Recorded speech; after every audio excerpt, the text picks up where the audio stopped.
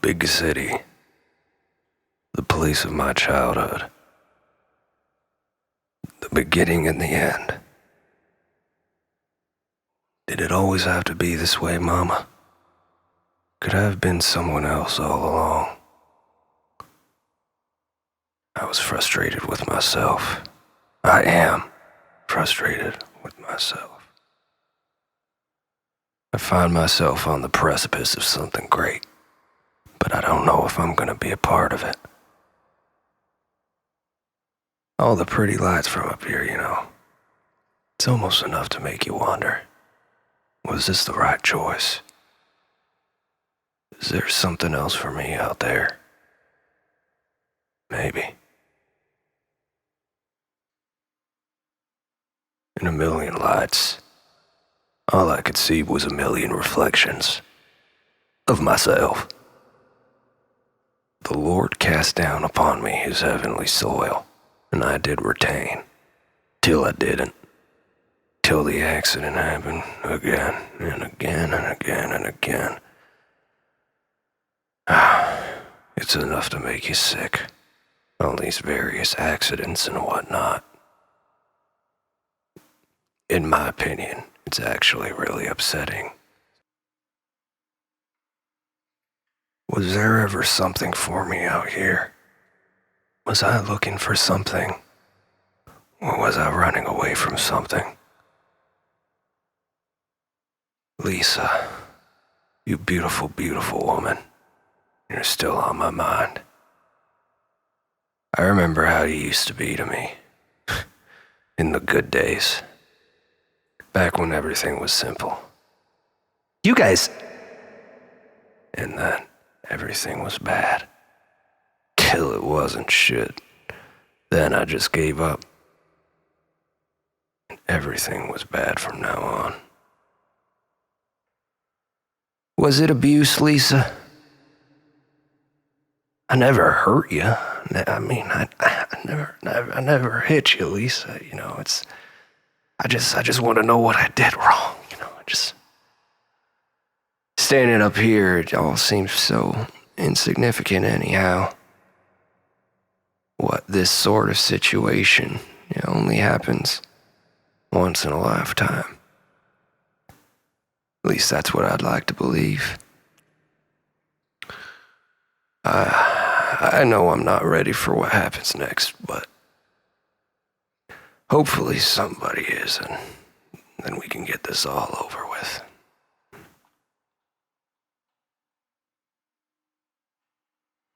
I never wanted to do anything bad to anyone. Believe me, I didn't. I just wanted to be a good guy, be there for people. Hang around, be someone reliable, someone that you can depend on when you've got troubles. Well, I guess trouble's all I know at the end of the day, because it seems trouble's all I can bring. Yeah, I was always a troublemaker. Till I wasn't. Then the accident happened. You understand. You always understand. But I can't help but wonder. How do you understand me so well? At this point, all the questions just feel so irrelevant. I love you, Lisa. And I'm not going anywhere until we make up. Not like in a threatening way, but like, I love you, happy. We're really happy, I love you, happy.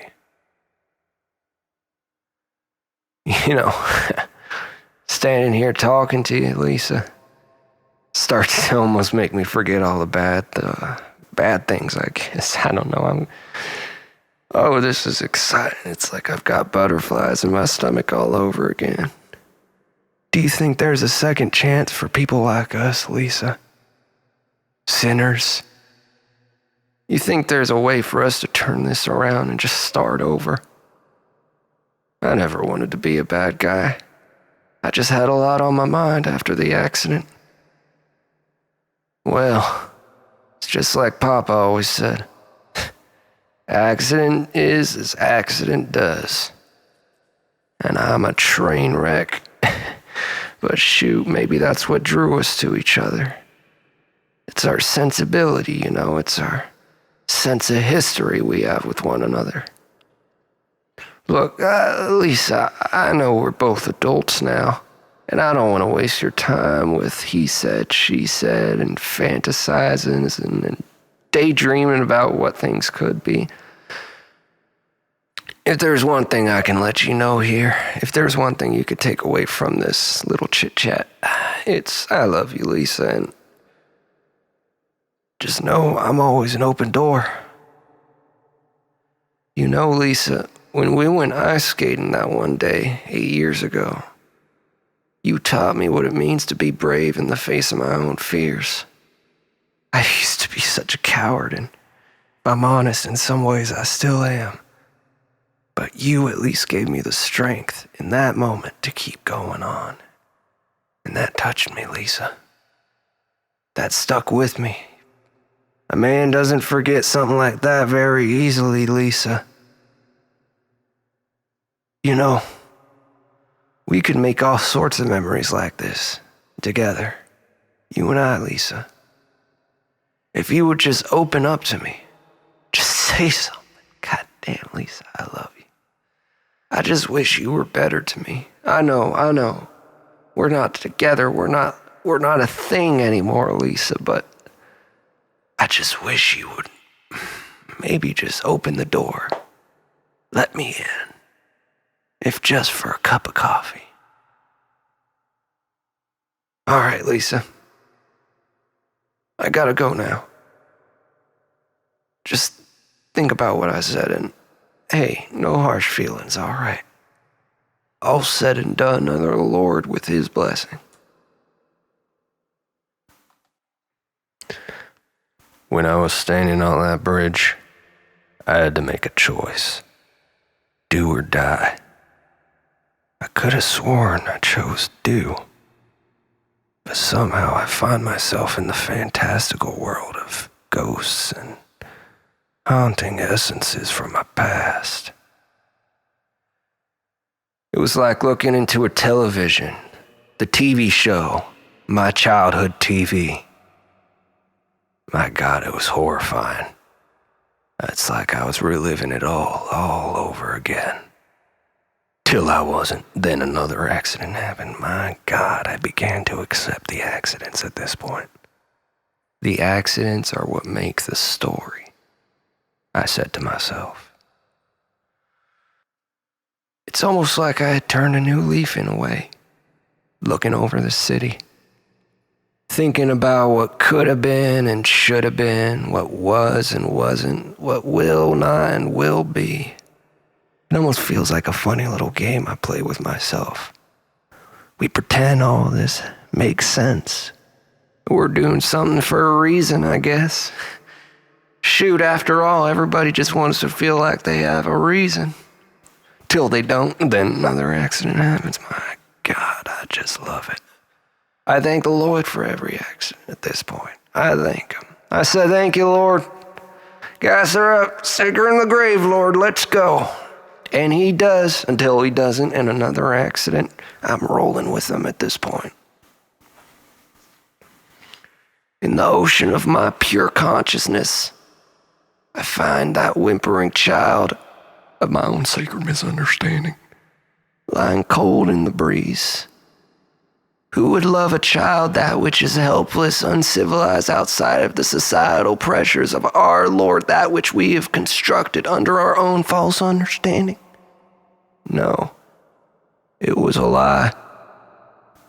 But it was a lie that I wanted to believe. So I held on to that lie and I called it truth. I said, this is my beacon. And with the Lord as my shepherd, I will prevail, until I didn't. Accident, etc. It was all just so passé. I was 1,000 years old at this point. The world had come, gone, replayed, got the highlight reel and everything. But I just couldn't make sense of it. It's like everything was playing out of order. A bunch of scattered images with no meaning, totally disconnected and disjointed. I saw an eye an ear, a foot, a knee. Was this my body? Or were these just reflections of someone else's own false understanding? Who am I in relation to myself? That which is my brother under the Lord Christ's sacred behavior and his behavioral studies, that which we use in CCBT, Christian Cognitive Behavioral Therapy, and that which was brought to us on a sacred silver platter by the Lord was eaten up very scrumptiously. And scrumptadoodle it was as I chomped it in my gullet. Lope, down it went till the poopers came out. But that's not what we're talking about. It was my mother that started everything with her infinite love, her infinite patience, as well as her infinite wrath. After all, isn't that the hardest thing to reconcile? A mother's infinite wrath. My God, you look upon your abuser and you say, "Who art you to me, Mama? Are you that which was taken from me? Or are you that which I give to myself continually, every day? Every day I get out of bed and I say, Mama, I'm going to make you proud. I'm going to do another one, Mama. I'm going to do another one, Mama." Till I don't, and another accident, etc. But who am I trying to impress? Is this an image of my authority? Or am I ready to step up, grow up, become an adult, and take charge of my own understanding? The pressure was just too much to bear. This was it. The edge of infinity. I was 10 bottles deep at this point. Yep, I gulped. I know what has to happen. I called my doctor. "Hey, doctor, remember that physical I was going to have tomorrow? Yeah, we were going to get me nice and healthy." Yeah. Uh-huh. Wait, what you say? Oh, yeah. Yeah, off the ledge. Mm-hmm. Oh, I'm sorry. I'm sure. No, I have insurance. Okay.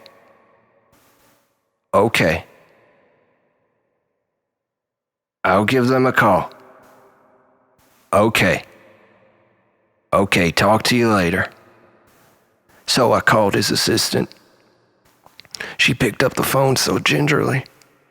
I said, "Ma'am, I've got some bad news. Look in your little schedule there. You see a Jonathan T. Genius?" "Yes, it is I." "Ma'am, I'm not going to be able to make the physical tomorrow." Yeah, the one that was supposed to, get me real healthy, yeah. No, it's not. No. You're great. No, it's not you. No. Okay.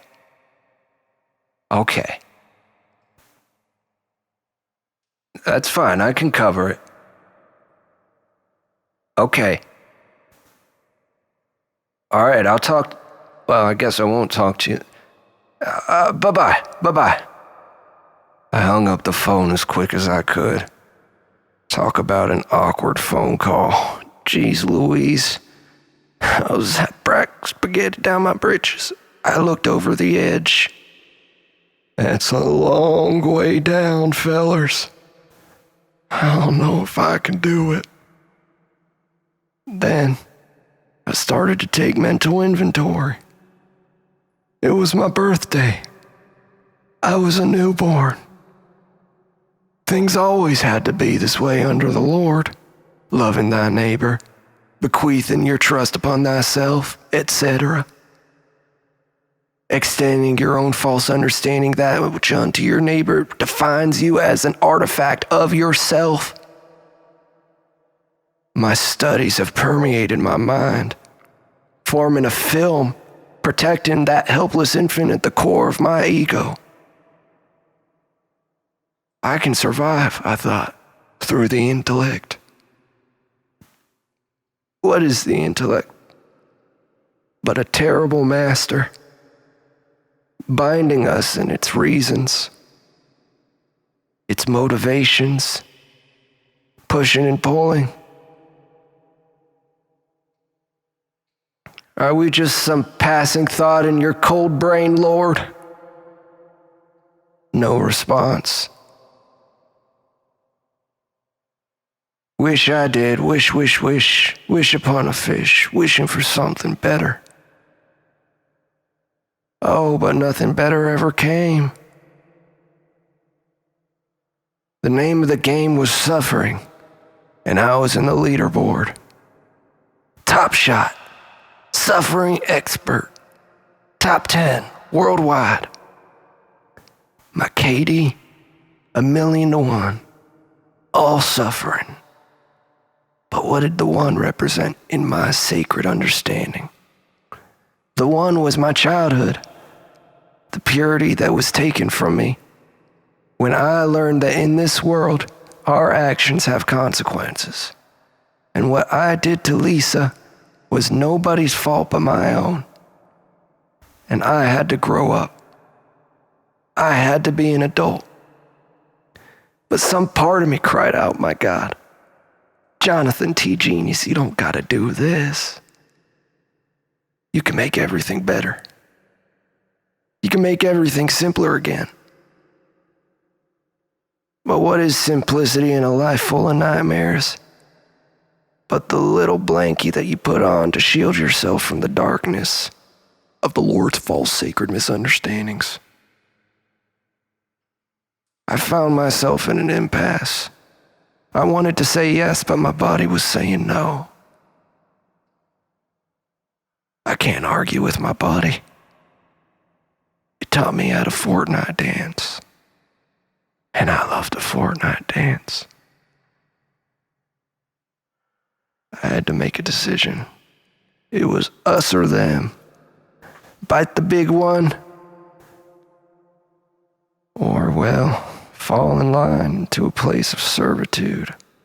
A life of this and that and something or the other and something about an accident, and it's all just so tiring. A voice said, jump, jump. And I said, God, if I wanted to jump, I would have listened to the song Jump by Eddie Van Halen. My God, that's a good damn song. Me and the Lord reminisced on this song for a while. I said, Lord, remember that part of the song that was like,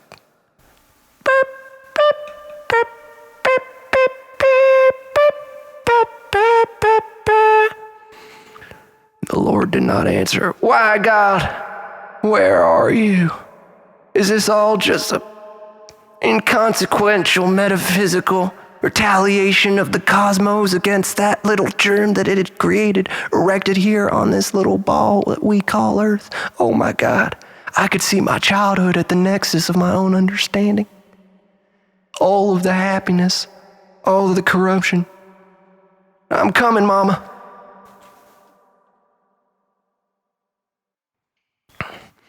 I found my wiener wonked on the sacred precipice of my own Lord's understanding.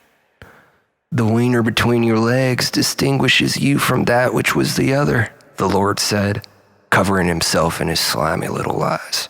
And they were lies. I meditated upon the thought of the Lord even touching my little wiener. Jesus Christ, I thought, disgusted with myself. Don't talk about the Lord's little wiener. I had to repress these thoughts from now on. So I tried really hard, and I started to stress. Then I felt something cold, something icy, maybe metallic.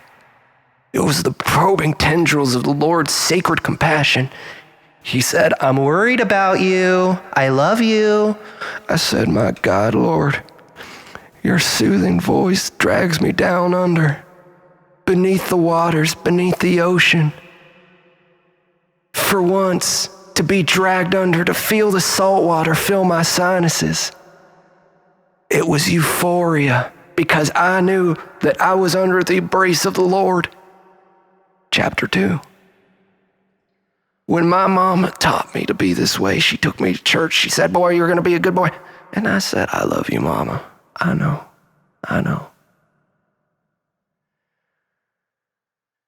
You know, oftentimes I look over these illuminated streets and I imagine the lives that have come and gone. The deals between strangers, the contracts, the unspoken contracts. What is a neighbor but a distraction? No, this was too cynical. I learned better from my mama. But what did my mama learn from me? Nothing. Something to make it all better. Something to make it all just go away. And then it did, and I was in darkness. And then the light came, and then I was crying, "Lord, you did this to me. You made me this way, Lord." Lord said, "Yep." I said, "Why?" Lord said, "Nothing." Oh, just another empty whisper, giving me goose pimples, sending a shiver up my spine. I used what the good Lord gave me. I started punching, throwing my fists and having a tantrum. I said, "Lord, if you're going to keep me on this earth, then why don't you do something to me?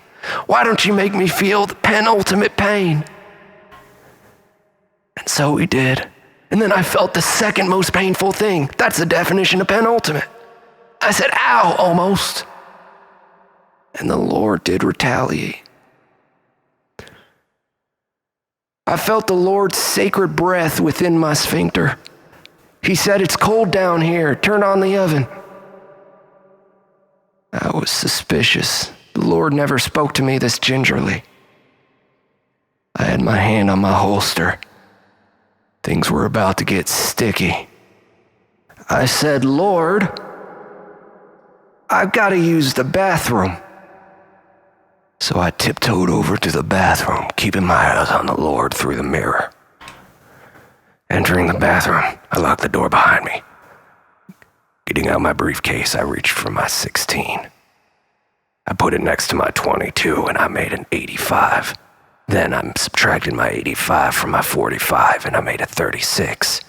The math just doesn't add up. My God, it was the Lord. He was behind me. I took my first shot. He dodged. Jesus Christ, I ran downstairs. As I was running, my whole life was flashing before my eyes. Gosh, I thought, I can't believe I'm in a gunfight with the Lord. Ooh, he shot me in the head. I died, but I came back to life. What is this? Samsara? Is this the sacred loop that we find ourselves in, Lord? Is this the heat through which your oven gets your buns cooking? He said, "I'm right here, sucker." I turned around. My God, he was standing right behind me. He had his hand on something in his pocket, but I couldn't see it. "What you got your hand on there, Lord? You ain't got a weapon down there, do you?" He just grinned. He just stood there and grinned at me with those sharp, Lord holy teeth.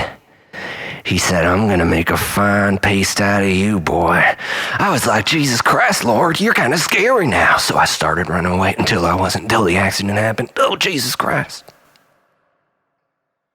I woke up in the hospital room. My mother was standing over me.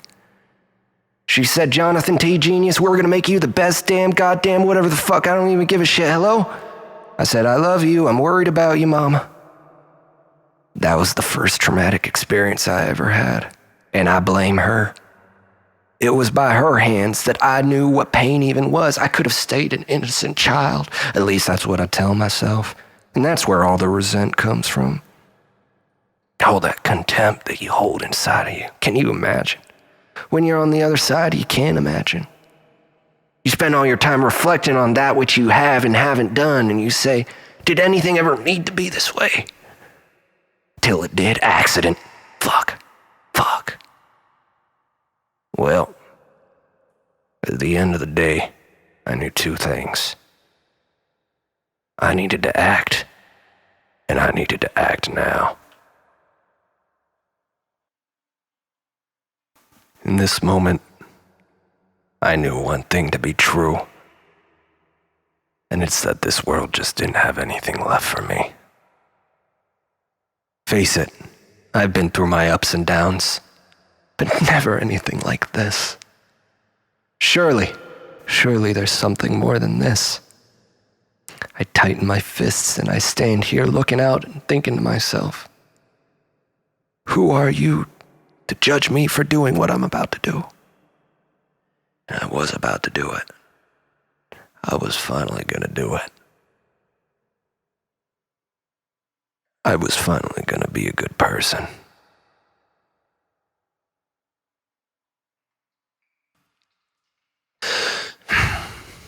Hey, I know I said I wouldn't be back so soon. Wait, please, just hear me out. I think I finally know what's wrong, Lisa. I think I finally know what I've been doing wrong this whole time. Lisa, I'm nothing without you, Lisa. I'm sorry, and I know it's painful, and I know you don't know what to do with all this, all of this shit, you know. We're laughing again. we're laughing again, Lisa. Don't you see we're made for each other? I miss you. Remember the good times? Remember how we used to be? Before all the fighting, before all the yelling? Remember when we just took each other for what we were? I know, we had our fights, We did. I'm glazing over them. I'm sorry. See, I'm learning, Lisa. I'm a good person now. And I know when I've done you wrong. Because I am an empath. And I love you, Lisa. I am here to protect you. But to protect you, you have to trust me. Please, Lisa, just give me a sign. Just give me something. Please. I'm sorry. I'm sorry for raising my voice. Please, I don't want to lose this. I need this. I know I'm pathetic, right? Look, we're laughing again, Lisa. I miss you. Just say something, God damn it. Please. Okay. I see, Lisa. You want to make me look like the child here. You want to make me look like the spoiled, rotten brat, despite the fact that you wouldn't come to my birthday party when I gave you 3 invitations. Oh, but I'm the spoiled, rotten brat, despite the fact that you won't come to my birthday party. What's the matter with you, Lisa? Don't you understand I'm a human being? Look, I'm not going to play any little illusions here for you, Lisa. I know what I did to you, and I know that it was bad. I know. I'm an adult.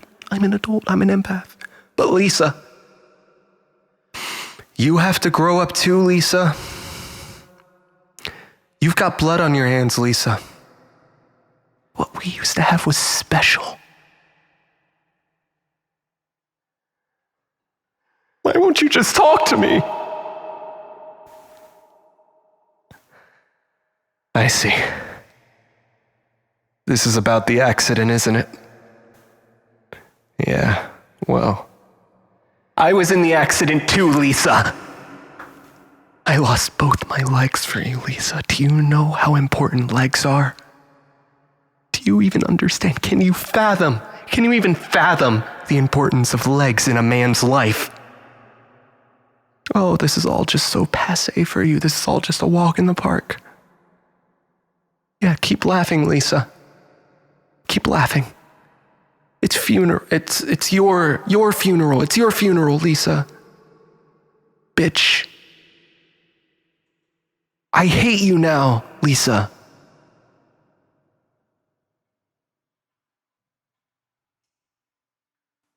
tears of joy at the birth of a brother. Never alone from that time. I miss you, Richard. Are you somewhere up there? In those stars? Are you calling down on me? Can I just not hear you? Maybe if I listen just a little bit closer, I'll hear you. But I was deluding myself. My brother was long gone. I see his faces on the sidewalk, the various incarnations. It gets my heart racing every time. And then I remember. What does that do to a person? All these memories. All these sad reflections, overwritten each time they're recalled, forming twisted caricatures. I had a happy childhood, sure. But who says a happy childhood ensures you a happy life? And oftentimes you just find yourself up late at night wondering, was it my parents? Did my society fail me? Did school fail me? Was I not working hard enough? Did I just need a little more wisdom? Did I need to be a little more smart? Need a little more something. Something that I didn't have. And it was out there. Richard. All the memories. Bloated full of memories. I wish I could erase it all. Festering, even, with memories, that is. Because of how many there are. And are inside of me. The memories. Oh. It was like a twisted dream of a dream of a dream of a dream. About 7 layers deep all in all. And when I woke up from the final one, I knew I'd be shooting out the womb, ready for another. Jesus Christ. That's when it hit me. That's when it hit me. It always had to be this way. It always had to be this way.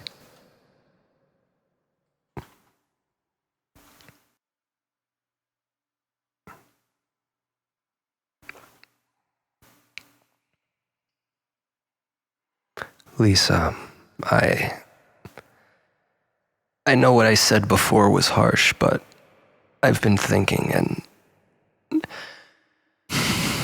I want to start a family, Lisa. You and I, taking on the world. Raising our little babies, baby boys and baby girls. Wouldn't that be nice, Lisa? Wouldn't it be nice if we could just start over and pretend none of this ever happened?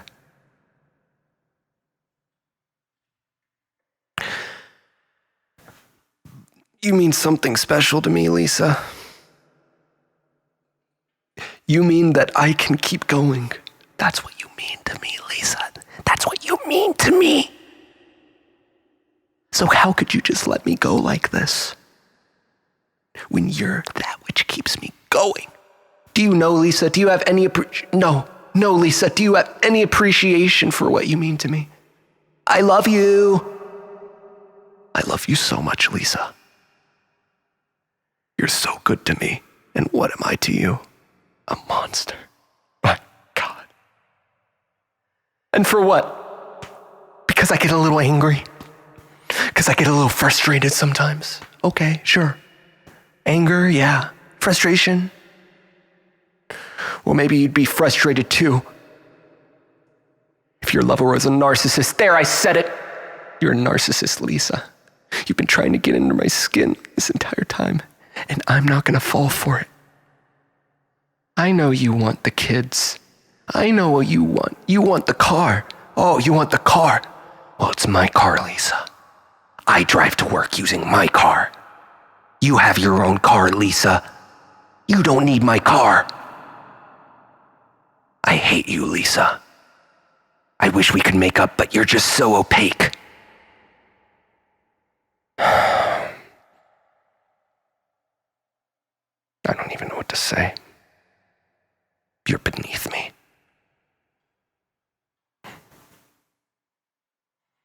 I continued reading the green text. My God, I thought, this is the longest green text I've ever read. Yeah. Doesn't beat the even longer green text, the Bible. I began at chapter 1.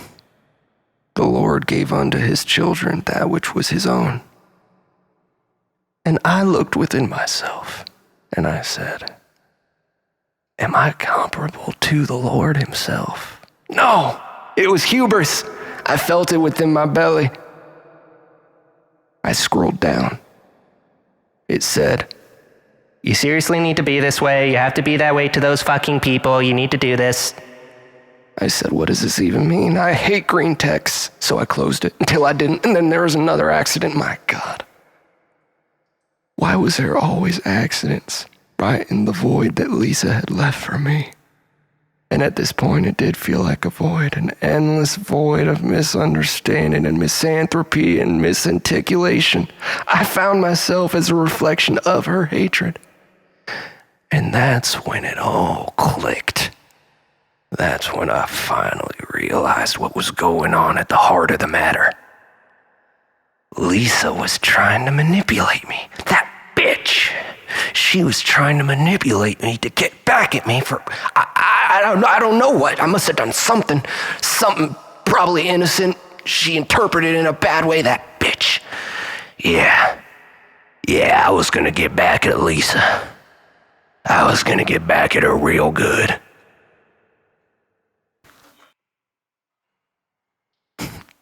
You're gonna be my slave now, Lisa.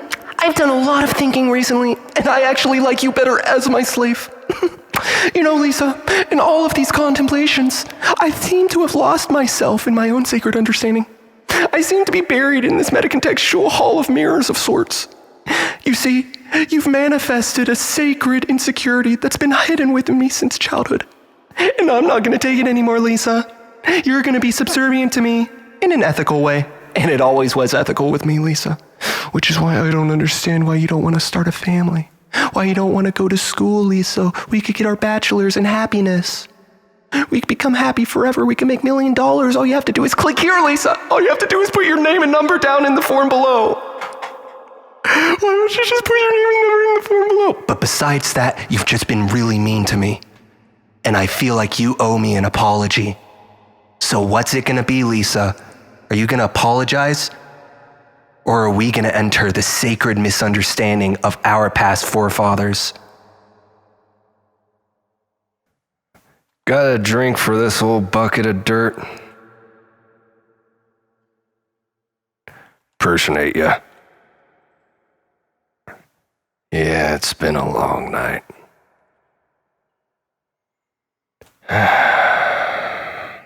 I wish things were different. I do. But for things to be different, you've got to enact some sort of change. Is this the change I want? Drinking stuff like this, my God. It's almost like, oh, I don't want to be this way, fellers. I just want to be normal. I just want to be loved. And it seems to me that this here bottle of booze is just about the only love I'll be getting on this side of Kentucky, my God. Yeah, it was a bad time. Things were getting real rough for me after the accident. My nerves were on edge, shaking like a fucking madman. I just didn't know what to do with myself until I fucking did. Then everything just became a temper tantrum at that point.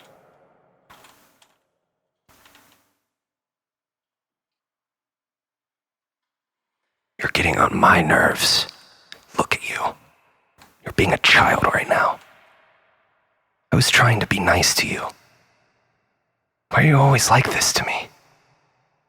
Well, now you're gonna get what's coming to you. Ha! You thought you could pull one on me, huh? You thought you were so clever. You thought you were just a box of daisies in the breeze. I'm the real box of daisies now, Lisa. I'm the one who even gave you the idea to be a box of daisies in the first place. You know,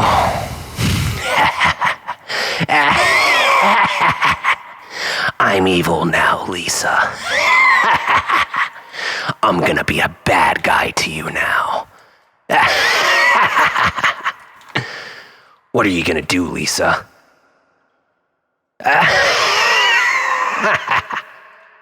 This is my chair now, Lisa. Welcome to Just Be Club. How can I help you? Okay, you can get 12 for the price of 3. Do you have your credit card?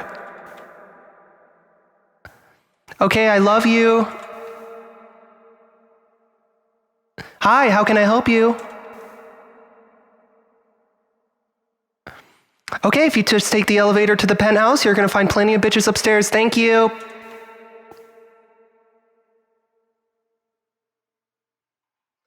This job was getting to me. It just felt like every day was the same at some point. Someone comes in, you help them out. Another person comes in, you help them out. It's just person after person. Bunch of empty faces you've already seen before. At some point, they all just start to blend into one another. I found myself in a world that I didn't understand, receding deeper and deeper into my twisted psyche. I was having a memory. The womb. My mother. She was 46 years old. Her womb was spacious, like a spaceship. I was in my mother's little spaceship when I began to realize life was going to be real rough later on. So I had to start investing in Bitcoin. Opening up the Coinbase app, I got to work. Yes. Ooh. Bitcoin just dropped. Oh, went up again. I was a millionaire, my God. And the government wanted a piece of the pie. I had to think fast. I booked my flight to Nicaragua. When I landed at the airport, I began to realize everyone was looking at me funny. Who was I to them but a foreigner? Just another man trying to exploit their labor. And I was trying to exploit their labor. I was a capitalist. I go overseas and I raise up my factories. At the end of the day, do I feel bad? No. I gave those people jobs. I gave them jobs and they took them. Does that make me a bad person? It did. And I cried until I didn't. Then the accident happened. My God. It's like the process was starting all over again. They say that when dementia patients advance to a certain point, everything just becomes a confusing flurry of disparate moments broken up by a complete lack of narrative. And I felt myself jettisoned into that sort of spiral, free-falling into a memory I didn't even have anymore. And it was the memory of my own false understanding. I looked inside myself and I saw my father, and he was making a frowny face, and he was wearing a shirt that said Israel, and my mother was standing next to him and she was hitting him with a bullwhip, and she was wearing a sign that said Palestine. And then there's the teacher outside of the building, and the teacher was wearing a shirt that said United States, and they were holding a big bag and it said United States federal deficit. And then there's a giant man with a gun who was aiming at all of them, and his shirt said political ideology machine, and he was using a little cell phone that said Big Pharma. And I said, my God, it all makes sense. That's so clever. That's so clever. The meta commentary on the pharmaceutical industrial complex. Oh my God. And it all started to make sense. And I said, who am I to say that someone else is not a human being? because they don't know how to eat chicken tenders. And I finally understand that I existed in a cultural context greater than myself, and I was just an extension of all my past experiences.